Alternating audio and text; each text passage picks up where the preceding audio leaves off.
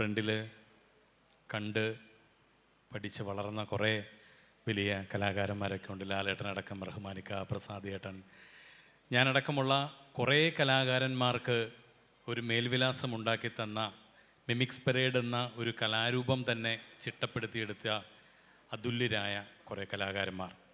അവരോടൊപ്പം ഇന്ന് ഈ വേദിയിൽ പ്രസാദ് ഏട്ടൻ ഒരു നല്ല കലാകാരൻ എന്നുപരി ഒരു നല്ല മനുഷ്യൻ, ഒരു നല്ല വ്യക്തിത്വത്തിനുടമ എന്നൊരാൾക്ക് അദ്ദേഹത്തിൻ്റെ കലാജീവിതത്തിൽ 50 വർഷം തികയുന്ന ഈ സമയത്തൊരു ഭാഗമാകാൻ കഴിഞ്ഞാൽ ഒരുപാട് സന്തോഷമുണ്ട്. പ്രസാദിനെ കുറിച്ച് എല്ലാവരും പറഞ്ഞുകൊണ്ടിരിക്കുകയാണ്.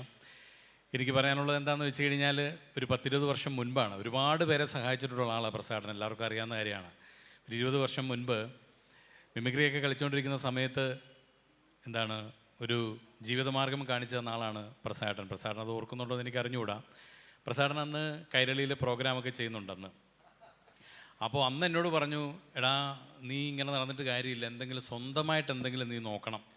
ഒരു കാര്യം ചെയ്യ്, കൈരളിയിൽ ഒരു പ്ലോട്ടുണ്ട്, അവിടെ ഒരു പ്രോഗ്രാം ചെയ്യാനായിട്ട് ഞാൻ നിൻ്റെ പേര് പറഞ്ഞിട്ടുണ്ട്, പോയി ഷിബു ചക്രവർത്തിനെ ഒന്ന് പോയി കാണുക എന്ന് പ്രസാദൻ പറയുകയും ഞാൻ പോയി കണ്ട്. അങ്ങനെ പ്രസാദ് ഏട്ടൻ റെക്കമെൻഡേഷനിലാണ് എനിക്ക് 1-2 പ്രോഗ്രാമുകൾ സ്വന്തമായിട്ട് പ്രൊഡ്യൂസ് ചെയ്ത് നിങ്ങളാണ് താരം എന്നൊക്കെ പറഞ്ഞൊരു പ്രോഗ്രാം ഒരു 3 വർഷക്കാലം കൈരളിയിൽ ചെയ്യാൻ പറ്റി.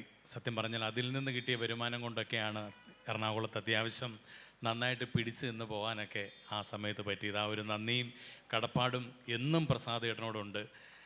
പിന്നെ ആദ്യമായിട്ട് കലാഭവൻ്റെ ഒപ്പം ഒരു വേൾഡ് ടൂറ് ഒരു 12 രാജ്യങ്ങളിലൊരു 3-3.5 മാസക്കാലം പോയപ്പോൾ എൻ്റെ ലീഡറായിട്ട് ആബേലച്ചനോടൊപ്പം ഞങ്ങളോടൊപ്പം ഉണ്ടായിരുന്ന പ്രസാദ് ഏട്ടനാണ്. ആബേലച്ചൻ്റെ കുറേ സ്വഭാവങ്ങൾ, അല്ലെങ്കിൽ അദ്ദേഹത്തിൻ്റെ കുറച്ച് കൃത്യനിഷ്ഠത, അങ്ങനെയുള്ള കുറേ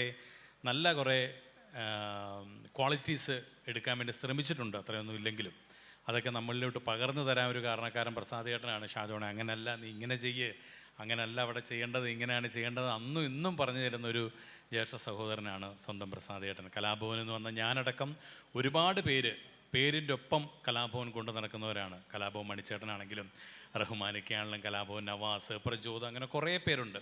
എന്നാൽ നെഞ്ചിൽ കലാഭവനെ കൊണ്ട് നടക്കുന്ന ഒരേ ഒരാളേ ഉള്ളൂ, അത് മറ്റാരുമല്ല, പ്രസാദ് ഏട്ടൻ തന്നെയാണ്.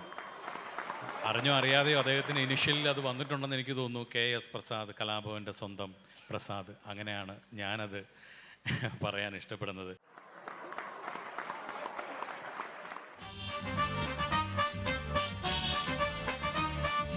ആദ്യമായിട്ട് നമ്മൾ ഒരാളെ കാണുന്നത് എപ്പോഴും പറയാറുണ്ട്, അയാളെ ഞാൻ ഒറ്റയ്ക്ക് കണ്ടു, അങ്ങനെ കാണാൻ സാധ്യതയുള്ളൂ. ഞാൻ KS പ്രസാദ് എന്ന് പറയുന്ന വ്യക്തിയെ കാണുന്നത് ഒറ്റയ്ക്കല്ല, വേറൊരാളെയും കൂടി ചേർത്താണ്. ലാലേട്ടനെ കാണുന്നത് വേറൊരാളെയും കൂടി ചേർത്താണ് ഞാൻ കാണുന്നത്. 1981 പള്ളുരുത്തി STPB സ്കൂളിൻ്റെ സിൽവർ ജൂബിലി ആഘോഷം നടക്കുന്നു. കലാനിലയത്തിൻ്റെ വലിയ ടെൻറ്റ് കെട്ടിക്കൊണ്ട് അവിടെ പരിപാടി നടക്കുമ്പോൾ 2 പേര് ചേർന്നുള്ള മിമിക്രി അവിടെ നടക്കുന്നു. അന്ന് ഒരു പയ്യനായിട്ടിരുന്ന് ഞാനത് കാണുകയാണ്. അന്നാണ് ഒറ്റയടിക്ക് ഞാൻ കണ്ടത് അൻസാർ ആൻഡ് പ്രസാദ്. അനുകരണ കലയിലെ ഏറ്റവും വലിയ സ്വാഭാവികമായ വ്യക്തിമുദ്ര പതിപ്പിച്ച അൻസാർ ഖായിയുടെ അനുകരണവും പ്രസാദ് ഏട്ടൻ്റെ ട്രെയിലറും അതുപോലെ തന്നെ ലാലേട്ടനും സിദ്ദിഖിക്കയും അവതരിപ്പിക്കുന്ന യന്ത്രമനുഷ്യനും കൈനോട്ടവും ഒക്കെ ഞാൻ അവിടെ ഇരുന്ന് കാണുകയാണ്. അങ്ങനെ ഒറ്റ നോട്ടത്തിൽ 2 പേരെ ഒരുമിച്ച് കണ്ടു. അതിനിടയ്ക്ക് കലാഭവൻ റഹ്മാനിക്കനെ കണ്ടു, സൈനുദ്ദീൻ ഖാനെ കണ്ടു. അതിനുശേഷം 2 പേര് ചേർന്നുള്ള മിമിക്രി പിന്നെ രൂപം കൊള്ളുന്നത് ഒരു മിമിക്സ് പരേഡായിട്ട് നിന്നുകൊണ്ടാണ് കാണുന്നത്. ഇവരന്ന് ആ പരിപാടി തുടങ്ങിയില്ലായിരുന്നെങ്കിൽ എത്ര പേര് വാർക്കപ്പണിക്ക് പോയേനെ, എത്ര പേര് മേസരിപ്പണിക്ക് പോയേനെ, എത്ര പേര് വേറെ എന്തെല്ലാം പണിക്ക് പോയേനെ.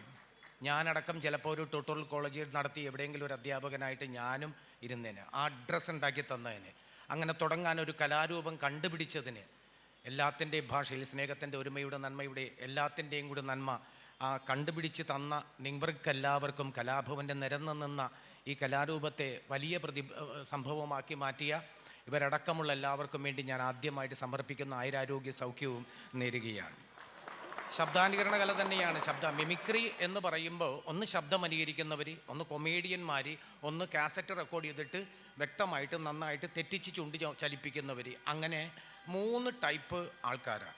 ഞാൻ ഇതിനകത്ത് ആദ്യമൊക്കെ ശബ്ദം അനുകരിക്കുമായിരുന്നെങ്കിലും എന്നേക്കാൾ നന്നായിട്ട് മിമിക്രി അനുകരിക്കുന്ന ആളുകളെ കണ്ടപ്പോൾ ഈ പണി എനിക്ക് പറ്റില്ല എന്ന് എനിക്ക് മനസ്സിലാക്കിയത് കൊണ്ട് ഞാൻ ഈ പണി നിർത്തി.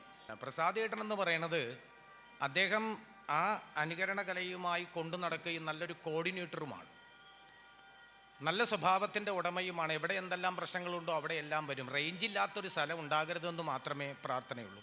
റേഞ്ചില്ലാത്ത സ്ഥലം വന്നാൽ പ്രസാദിയേട്ടൻ്റെ മൈൻഡ് മാറിപ്പോകും. ഫോണിനെപ്പോഴും റേഞ്ചുള്ളൊരു സ്ഥലത്തെ പുള്ളിനെ നിർത്താവും. കാര്യം ഈ യന്ത്രം നിങ്ങളെ ഏറ്റവും കൂടുതൽ അടുപ്പിച്ചു. യന്ത്രം വന്നതോടുകൂടി നമ്മുടെ വീട്ടിൽ ടോർച്ചിൻ്റെ കഥ കഴിഞ്ഞു, വാച്ചിൻ്റെ കഥ കഴിഞ്ഞു, ഡൈനാമോയുടെ കഥ കഴിഞ്ഞു, വാട്സപ്പിൻ്റെ കഥ കഴിഞ്ഞു, പറഞ്ഞ DVD കഥ കഴിഞ്ഞു. ഈ മൊബൈൽ ഭാര്യയുടെ കയ്യിൽ കിട്ടാമെങ്കിൽ അതിൻ്റെ പിൻകോഡും കൂടി അറിയാമെങ്കിൽ അച്ഛൻ്റെ കഥ കഴിഞ്ഞു എന്ന് പറയുന്നത് പോലെയാണ് ഇപ്പോഴത്തെ അവസ്ഥ. അത്രത്തോളം ഈ യന്ത്രം നമ്മുടെ കയ്യിൽ വന്നപ്പോൾ അമ്പലപ്പറമ്പിൽ ആളില്ലാണ്ടായി, പള്ളിപ്പറമ്പിൽ ആളില്ലാണ്ടായി. എത്രയോ കലാകാരന്മാർ ഇതുകൊണ്ട് ജീവിച്ചവരുണ്ട്. കോവിഡ് കാലം വന്നപ്പോൾ ഏറ്റവും കൂടുതൽ ബുദ്ധിമുട്ടിയവരാണ്. പ്രസാദിയേട്ടനെ സംബന്ധിച്ചിടത്തോളം പ്രസാദിയേട്ടൻ അതിനകത്തേക്ക് നിൽക്കുകയും കലാഭവൻ്റെ KS പ്രസാദ് എന്ന് പറഞ്ഞപ്പോൾ നേരത്തെ ഷാജോൺ പറഞ്ഞത് കലാഭവൻ്റെ സ്വന്തം എന്നതിനേക്കാൾ ഉപരി കലാഭവൻ സൺ എന്ന് പറയുന്നതാണ് KS പ്രസാദ്. എവിടെ KS പ്രസാദ് ഉണ്ടോ അവിടെ കലാഭവനുണ്ട്, കലാഭവൻ അവിടെയുണ്ട്. ബാക്കി എല്ലാവരുമെല്ലാം ഓരോ മേഖലകളിലേക്ക് കടന്നുപോയെങ്കിലും പ്രസാദേട്ടൻ ഇപ്പോഴും അത് നടത്താനും നടത്തിക്കൊണ്ടു പോകാനും ഒരുപാട് ആളുകളെ ഇതിനകത്തേക്ക് കൊണ്ടുവരാനും ഒക്കെ ശ്രമം നടത്തിയിട്ടുള്ള ഒരാളാണ്. അദ്ദേഹത്തിൻ്റെ പരിപാടിക്കൊപ്പം ഞാനും രമേഷും ഒക്കെ ഇതിനകത്ത് ഭാഗമായിട്ടുള്ളതാണ്.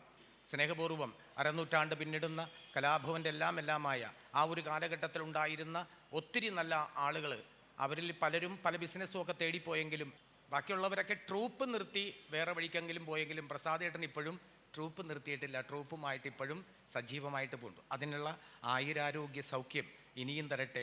നിരവധി പുതിയതായിട്ട് വരുന്ന പ്രതിഭകളെ കണ്ടെത്തി ഇതിലൂടെ കൊണ്ടുവരാൻ പ്രസാദേട്ടൻ ഇനിയും കഴിയട്ടെ. ഏറ്റവും നല്ല മനസ്സിന്, ഏറ്റവും നല്ല കോർഡിനേറ്റർക്ക് എല്ലാവിധ ഭാവുകങ്ങളും നേർന്നുകൊണ്ട് സ്നേഹപൂർവ്വം അരനൂറ്റാണ്ടല്ല ഇനിയും ഒരുപാട് കാലം, ഒത്തിരി കാലം നമ്മളോടൊപ്പം നിങ്ങളോടൊപ്പം എല്ലാവരും അദ്ദേഹത്തിൻ്റെ ആയുരാരോഗ്യ സൗഖ്യത്തിന് വേണ്ടി പ്രാർത്ഥിച്ചുകൊണ്ട് ഞാനും ആ കൂട്ടത്തിൽ പങ്കുചേർന്നുകൊണ്ട് സ്നേഹപൂർവ്വം നിർത്തുന്നു. നന്ദി, നമസ്കാരം.